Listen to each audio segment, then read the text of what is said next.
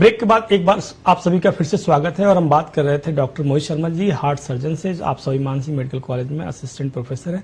Sir, अभी बात कर रहे थे कि हार्ट की सर्जरी की, तो पहले हमारे दर्शकों को बताएं कि किन किन मरीजों में हार्ट की सर्जरी की जरूरत पड़ती है और किन किन में इलाज दवाओं से भी हो सकता है। देखो, पहले तो हम क्लासिफाई करते हैं बीमारियों को। तो बीमारियों के क्लासिफिकेशन में हम दो भागों में बांटते हैं कि एडल्ट एंड पीडियाट्रिक, यानी वयस्क और बच्चे। इन दोनों का बीमारियां अलग अलग हैं। अब हम पहले बात कर लेते हैं वयस्क की बीमारियों की। तो वयस्क में मुख्यतः हम जानते हैं एक तो वेल्वुलर हार्ट डिजीज होता है, यानी हृदय का कोई एक वेल्व खराब है तो जिसको बदलने की सर्जरी, जिसे हम वेल्व रिप्लेसमेंट सर्जरी कहते हैं। दूसरा होता है इस्चेमिक हार्ट डिजीज, या जिसे एक साधारण भाषा में कहें तो ब्लॉकेज की बात, जैसे हार्ट अटैक हुआ था जी, ब्लॉक हो गया, इस तरह का। तो उसके लिए हम करते हैं बाईपास सर्जरी। अब प्रश्न ये है कि किसमें सर्जरी करना है और किसमें मेडिसिनल ट्रीटमेंट देना है। तो सबसे पहले जब पेशेंट को इवेल्युएट किया जाता है या क्लिनिकली देखा जाता है फिजिशियंस के द्वारा, तो सबसे पहले एक बेसिक इन्वेस्टिगेशन होता है जिसमें ईसीजी कराया जाता है और इको कराया जाता है, और then we go for angiography. तो जब ट्रिपल वेसल डिजीज हो जाए और छल्लों से काम नहीं चल रहा हो, या एक सर्टेन टाइम तक मेडिसिन देने के बाद भी पेशेंट्स को इम्प्रूवमेंट नहीं आ रहा हो, देन गो फॉर सर्जरी। तो हमारा स्टेप बिल्कुल क्लियर होता है कि पहले हम मेडिसिन से देखते हैं, मेडिसिन से ठीक होता है तो ठीक, नहीं तो उसके बाद हम फिर कार्डियोलॉजिकल इवेल्युएशन पर जाते हैं, और इवेल्युएशन के बाद में हम सर्जरी पर जाते हैं। आजकल टेक्नोलॉजिकल एडवांसमेंट के कारण बहुत सारा समय बच जाता है। जैसे पहले कभी किसी समय में पेरीफेरी के जो इंस्टीट्यूशंस थे या पेरीफेरी के हॉस्पिटल्स थे, वहां पर कैथ लैब नहीं हुआ करती थी। आजकल कैथ लैब है, राजस्थान के लगभग हर जिले में कैथ लैब है। तो ऐसे में इन्वेस्टिगेशन की देरी या जांच की देरी का समय बचता है और मरीज को सीधा इलाज प्राप्त होता है। तो यहां पर इंडिविजुअलाइज करना पड़ता है हमें हर मरीज को कि इस मरीज को आवश्यकता है सर्जरी की और इस मरीज को आवश्यकता है मेडिसिन की। तो primary physician, then cardiologist and then ultimately cardiac surgeon. और इसी में जब मरीज सिम्टोमेटिक हो रहा हो, बहुत ज्यादा उसको सिम्टम्स आ रहे हो, जैसे सिम्टम्स कॉमन है कार्डियक डिजीजेस के अंदर, सांस फूलना, हृदय की धड़कन का अनियमित होना, कार्य क्षमता में कमी आना, पसीना, धड़कन का अनियंत्रित होना, इस तरह के जो कॉमन सिम्टम्स अगर पेशेंट में लगते हैं तो वो सबसे पहले अपने प्राइमरी फिजिशियन को कांटेक्ट करते ही हैं। वहां अगर इन्वेस्टिगेशन में कोई भी बीमारी समझ में आ जाए तो वहीं तुरंत क्लासिफाई होता है पेशेंट की ये कार्डियक सर्जरी के लिए है और ये एक बेसिक प्रोटोकॉल के लिए, जिसमें हम एंजियोग्राफी, स्टेंटिंग और ये सारे होते हैं। तो यहाँ हमें जो समझना सबसे ज्यादा महत्वपूर्ण है कि अगर मरीज, ज्यादातर पेशेंट्स कई बार कंफ्यूज होते हैं कि हमें तो सलाह छल्ले की दी गई है तो हमें सर्जरी करानी चाहिए कि नहीं। अगर आपको जहां भी सलाह में विश्वसनीयता लगता है तो मेरा ये मानना है कि अगर आप एक ओपिनियन से सेटिस्फाई नहीं है तो गो फॉर सेकंड ओपिनियन। कोई बुराई नहीं है, क्योंकि इंडिकेशंस हमेशा फिक्स्ड हैं, वो कभी बदलते नहीं है कि एक चिकित्सक से दूसरे चिकित्सक के बीच में इंडिकेशंस बदल जाएंगे, ऐसा नहीं है। जनरली मरीज अपनी सहूलियत के आधार पर कि नहीं डॉक्टर साहब, मैं तो सर्जरी में मुझे डर लगता है, खतरा ज्यादा है, तो अगर छल्ले से काम चलता हो तो, क्योंकि हम आजकल अब ये कहना अतिशयोक्ति नहीं कि बेसिकली हम हर जगह कंजर्वेटिव मैनेजमेंट को प्रेफर करते हैं रिस्क फैक्टर को कम करने की जगह। अब रियलिटी ये है कि इतना एडवांसमेंट हो चुका है सर्जिकल फील्ड कि आजकल रिस्क फैक्टर तो सर्जरी में भी नहीं बचे हैं। बिल्कुल। और टोटल आर्टेरियल ग्राफ्ट लगते हैं, और यंग एज में तो टोटल आर्टेरियल के जो रिजल्ट्स हैं वो बहुत उम्दा हैं और बहुत लंबे समय तक चलते हैं। तो ये हुआ वयस्क का सेक्शन। ऐसे ही पीडियाट्रिक में जन्मजात हृदय की विकृतियां हैं जी, उसमें दवाओं से काम नहीं चल सकता। जैसे अगर मैं आपसे कहूं कि एक साइकिल का टायर पंचर है, अब आप उसको साइकिल को धोते रहें, रोज चमकाते रहें, पॉलिश करते रहें, लेकिन क्या साइकिल चलने लायक है? नहीं। तो वो पंचर जब तक नहीं निकालेंगे वो चल नहीं पाएगा। इसीलिए कंजेनिटल हार्ट डिजीजेज में कॉमन जो होते हैं एएसडी, वीएसडी, यानी जिनको हम जानते हैं दिल के छेद, अगर वो समय रहते आप आइडेंटिफाई कर पाएं और सर्जरी कर पाएं तो एक बच्चा अपनी साधारण उम्र के साथ में बिल्कुल अच्छे तरीके से जीवन यापन कर सकता है। और अगर हम इसको एड्रेस नहीं करें तो उस स्थिति में दिक्कत है। उसको खाली दवाएं देते रहें, एक चिकित्सक से दूसरे चिकित्सक पर खाली शिफ्टिंग करते रहें। सर, ऐसे बच्चों की ऐसे सिम्टम्स कैसे पहचान सकते हैं? माता पिता कैसे जाने कि उन्हें इस तरह की समस्या है? क्योंकि शुरू में तो पहचान करना बड़ा मुश्किल होता है।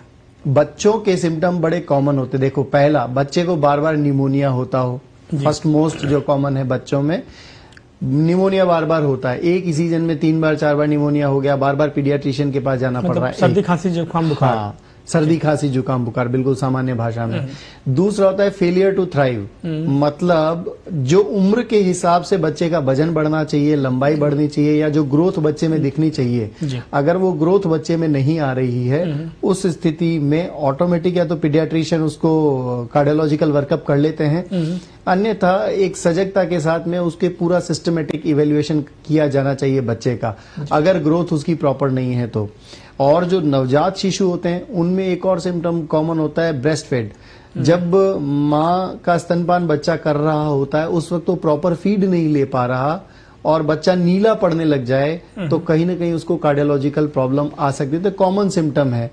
और ज्यादातर जो सिम्टम के साथ आते हैं बच्चे हॉस्पिटल आउटडोर में, उनमें यही होता है कि साहब बच्चे को अभी निमोनिया हुआ था जी, सांस में तकलीफ हुई थी, वापस से इसको तकलीफ हो गई है। तो इस तरह से रिकरेंट अगर इन्फेक्शन हो रहा है जी, तो बिल्कुल उसको एक बार दिखाना चाहिए। पीडियाट्रिशियंस उसको इवेल्युएट करते हैं कार्डियोलॉजिकली। ऐसे में जो बीमारियां हैं बच्चों की कॉमन, जो सब जानते हैं, ASD, VSD यानी दिल में छेद जी, उसका सर्जरी बच्चे के सही अवस्था में कर दिया जाए तो एक तो प्रोलॉन्ग लाइफ है, डिजीज फ्री लाइफ है।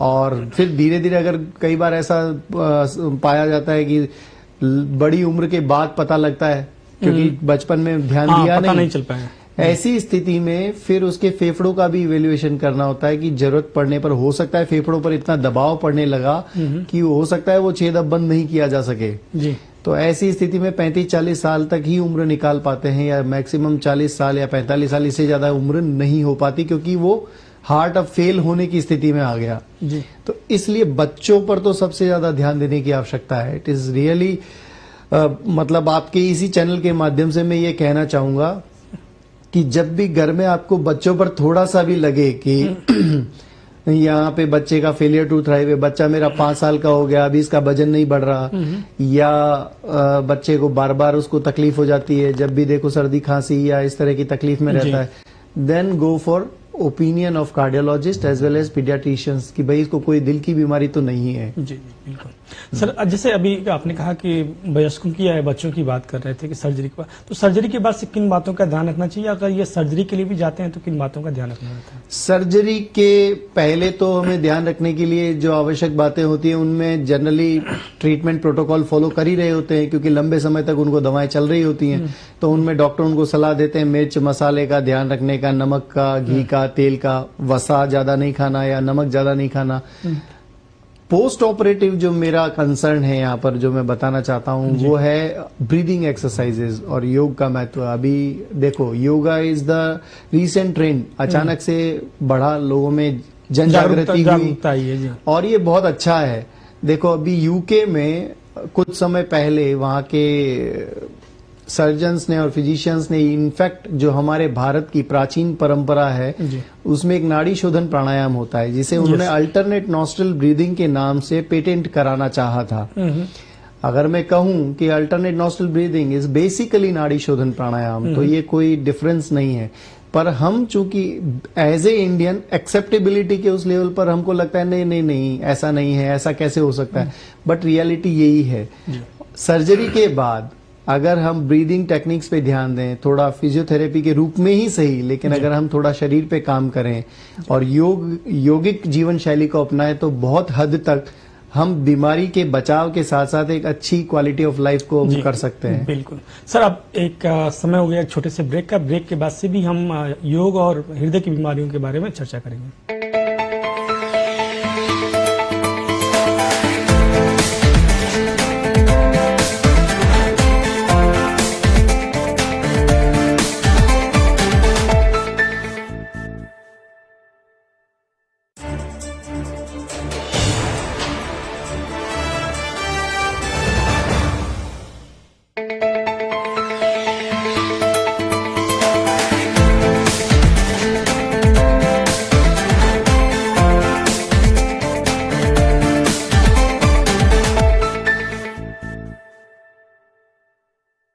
ब्रेक के बाद एक बार फिर आप सभी का स्वागत है। हम लोग बात कर रहे थे डॉक्टर मोहित शर्मा जी से। आप कार्डियक सर्जन हैं, हार्ट सर्जन हैं और आप स्वामी मान सिंह मेडिकल कॉलेज में असिस्टेंट प्रोफेसर हैं। सर, हम लोग बात कर रहे थे कि हार्ट के मरीजों में योग का क्या महत्व है, जैसे आप समझा रहे थे कि हमारे दर्शकों को बताएं कि कौन कौन से ऐसे रोगी हैं, मतलब जो कि योग कर जो कौन कौन से योग हैं जो रोगी कर सकते हैं, या फिर उससे बचाव के लिए कौन कौन से योग करना चाहिए। इसमें सबसे पहले एक महत्वपूर्ण बात यह है कि योग जीवन की शैली है। इट्स बेसिकली पैटर्न और प्रोटोकॉल ऑफ लाइफ। हम एक यहाँ पर मिथ समझते हैं कि योग उपचार की पद्धति है। योग उपचार की पद्धति से ज्यादा जीवन की शैली है, बचाव बिल्कुल। तो यहाँ पर जैसे अगर मैं एक पतंजलि योग सूत्र को कोट करता हूँ, महर्षि पतंजलि ने अपने योग सूत्र में कहा है, स तु दीर्घ काल नैरंतर्य सत्कार सेवितो दृढ़ भूमि। इसका मीनिंग ये है कि एक प्रैक्टिस लंबे समय तक अगर आप श्रद्धा पूर्वक करते हैं तो वो आपके लिए मोस्ट इफेक्टिव है। कैसे? जैसे पहले के गुरुकुलों में सूर्य नमस्कार सिखाया जाता था। शिक्षा जब भी शुरू होती, प्रार्थना सभा होती, तो उसमें सूर्य नमस्कार सिखाया जाता था ताकि बच्चा स्वस्थ रह सके। अगर आज भी जीवन शैली में इसको शामिल कर लिया जाए तो मैं ऐसा मानता हूं कि हृदय रोग बहुत मिनिमाइज हो सकते हैं, पहली बात। दूसरा, अब रोगी हो गए भाई, ये तो जीवन शैली थी, अगर हम ऐसा कर रहे होते तो ऐसा ना होता, लेकिन अब अगर हो गया है तो हमें क्या करना चाहिए? तो सबसे इंपॉर्टेंट होता है, जैसा भी मैंने बताया, नाड़ी शोधन प्राणायाम या और डीप ब्रीदिंग एक्सरसाइजेज जो बेसिकली सुदर्शन क्रिया और आर्ट ऑफ लिविंग के कोर्सेज में हम भी सिखाते हैं। उसमें उज्जयी प्राणायाम और अल्टरनेट नॉस्ट्रल ब्रीदिंग या जिसे हम कहते हैं नाड़ी शोधन प्राणायाम, इसका फायदा है। इससे क्या है कि मन स्ट्रेस से दूर होता है, और अगर आपका मन स्ट्रेस से दूर है तो कहीं न कहीं ज्यादातर बीमारियों का संबंध आपकी मन स्थिति के साथ में जुड़ा हुआ है। मन मस्त है, आनंदित है, तो वो डेफिनेटली आपकी बीमारियों को कम करता है। अब तीसरी बात यह कि अगर ऑपरेट हो गया, नाउ हम जल्दी अर्लीस्ट पार्ट पे हम कैसे आ सकते हैं, अपने बैक टू वर्क कैसे हो सकते हैं, तो इसके लिए हमें क्या क्या करना चाहिए?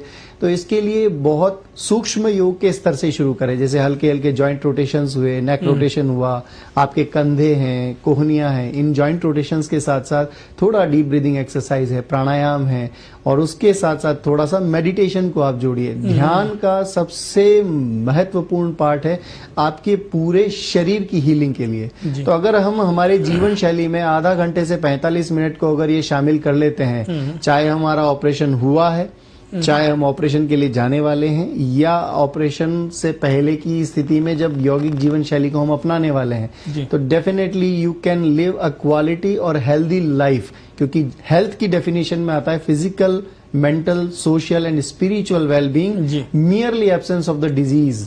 अब आप देखो, लोग फिजिकली हेल्दी हैं, मेंटली हेल्दी हैं, सोशली हैं या स्पिरिचुअली हैं, दे डोंट नो इवन। तो स्टिल हम बात करते हैं समग्र स्वास्थ्य की, और समग्र स्वास्थ्य में चिकित्सा पद्धति जो मॉडर्न मेडिकल साइंस है, ये एक हेल्प है। लेकिन हम ये कहें कि नहीं, हम तो इसको पद्धति को मानते हैं, उस पद्धति को मानते हैं, सारी पद्धतियों का एक ही मकसद है जी, और वो है उत्तम स्वास्थ्य। अगर हम उत्तम स्वास्थ्य के साथ में रहते हैं तो सारी पद्धतियों का भी मकसद सॉल्व होता है। तो it's best to live a quality of life. तो मेरा तो सबको ये सजेशन है कि एवरीवन शुड चेक विद कि भाई मैं सुबह 5 बजे से 5:30 बजे या 5:30 से 6 बजे तक जो भी उनका शेड्यूल होता है, उस शेड्यूल में से आधा घंटा, पौन घंटा अपने आप के लिए निकालिए। बैंक में पैसा जमा कराना की जगह अपने लिए समय बैंक में जमा कीजिए, जो शायद आपको क्वालिटी ऑफ लाइफ दे सके। मैं फिर यहाँ पे एक चीज कहूंगा, ऐसा नहीं है कि योगी की मृत्यु नहीं होती है, मरते सभी हैं, एक दिन जाना सबको है। स्टिल एक क्वालिटी ऑफ लाइफ के साथ, अपने लाइफ स्टैंडर्ड के साथ आप रहें, और एक होता है हमारे पास आए और अपने हृदय की तकलीफों के साथ में ऑपरेट हों। इट्स हो सकता है यहाँ पर थोड़ा कॉन्ट्राडिक्ट हो कि डॉक्टर साहब अपने लिए ही कह रहे हैं कि बिल्कुल कि भाई अगर सभी स्वस्थ रहेंगे तो हमारे पास कौन आएगा। ऐसा नहीं है, हमारे पास में जो विधा है वो आपको ही क्वालिटी ऑफ लाइफ देने के लिए है। लेकिन 6000 साल पहले महर्षि पतंजलि ने और 10,000 साल पहले ऋग्वैदिक जो भी हमारे डिस्क्रिप्शंस हैं उसमें बहुत सुंदर प्रोटोकॉल ऑफ लाइफ मेंशन्ड है। तो हमको वो फॉलो करना चाहिए ताकि हम उत्तम स्वास्थ्य जी सकें। जी, बहुत अच्छा आपने बताया कि कैसे हम योग को अपने दिनचर्या में शामिल करके हार्ट डिजीज ही नहीं दूसरी बीमारियों से कैसे बचाव कर सकते हैं। तो मैं डॉक्टर साहब की बात को ही आगे बढ़ाऊंगा, क्योंकि हर व्यक्ति अपने लिए थोड़ा सा समय निकाले, क्योंकि अपनी इस व्यस्त दिनचर्या में समय निकालना थोड़ा मुश्किल है, बट समय निकालेगा तो उसके लिए ही फायदेमंद हो। सर अभी बात करें कि जो हार्ट की डिजीज के जो रोगी होते हैं जिनकी सर्जरी हुई हो या फिर नहीं भी हो तो उनकी डाइट कैसी होनी चाहिए? सबसे इम्पोर्टेंट होता है डाइट का रोल, क्योंकि हम भोजन को कभी भी गिन के नहीं खाते हैं। हमारा भोजन का तरीका क्या हुआ, जो प्लेट में आ गया वो हमने खा लिया, या जो हम ट्रेडिशनली खाते आ रहे हैं, जैसे जो नॉन वेजिटेरियन लोगों के घर में जो बनता है दे आर ईटिंग, एंड जो वेजिटेरियन लोगों के घर में बनता है इनफैक्ट विदाउट एनी नोइंग कि उसका न्यूट्रिशनल वैल्यू क्या है। तो यहाँ पर सबसे इम्पोर्टेंट चीज ये है कि क्या खाएं और कितना खाएं। भोजन के हम कुछ डिवाइडेशन करते हैं, carbohydrate, fat, protein, minerals and water content होता है ये भोजन में। लिमिटेड कार्बोहाइड्रेट आपका जो टोटल एनर्जी है, मतलब अगर एक हम सीडेंटरी लाइफस्टाइल की बात करें तो 1000 से 1200 किलो कैलोरी सफिशिएंट होता है, लेकिन अगर हम एक वर्किंग पैटर्न पे काम करने वाले हैं तो 1500 से 2000 किलो कैलोरी की बात करते हैं। तो एक तरीका तो सिंपल सा ये है कि आप किसी न्यूट्रिशनिस्ट की राय लेके अपना डाइट चार्ट बनवाएं, लेकिन अगर नहीं समझ में आता है तो हम क्या हेल्दी खाएं, तो सबसे इंपॉर्टेंट होता है सीजनल फ्रूट्स। सीजनल फ्रूट हमेशा जब भी आप खाना खाएं तो सीजनल फ्रूट को अपनी डाइट में शामिल करें। दूसरा, ताजा बना हुआ खाना खाना चाहिए, कभी भी पुराना बासी खाना नहीं खाएं। उसका एनर्जी वैल्यू या उसका हम कह सकते हैं न्यूट्रिशनल वैल्यू ताजे बने खाने की तुलना में कम होता है। The third most important thing is vegetarian diet को मैं यहाँ पर थोड़ा सा एक स्टेप आगे रखता हूं, कारण नॉन वेजिटेरियन डाइट पचने में टफ है, पहली बात। दूसरा, smoking and alcohol are absolutely contraindicated for cardiac patients. अब कमाल बात यह है कि कार्डियक पेशेंट्स आते हैं कि साहब स्मोकिंग छूट नहीं रही, बाईपास सर्जरी भी हो गया, फिर भी दे आर स्मोकर्स। तो इस स्थिति में बड़ा मुश्किल है। तो सबसे पहला स्टेप मरीज को ही अपनी इच्छा शक्ति मजबूत रखते हुए रखना होगा, स्मोकिंग एंड अल्कोहल, ये तो दो हुए विश। इसके अलावा भोजन में आमूलचूल परिवर्तन, जिसमें हम भूख लगे उतना खाएं, उतने से मतलब होता है थोड़ा उससे कम पेट में जगह रखनी चाहिए। एग्जाम्पल देते हैं आपको, सपोज अभी आपको भूख लगी है, अभी आपने एक कप चाय पी लिया, तो अब आपका 10-15 मिनट बाद भूख का क्या होता है, नील। क्यों? क्योंकि हमारे ब्रेन में हाइपोथैलेमस में सैटिस्फैक्टरी सेंटर और हंगर सेंटर के बीच एनाटॉमिकल डिस्टेंस 1 सेंटीमीटर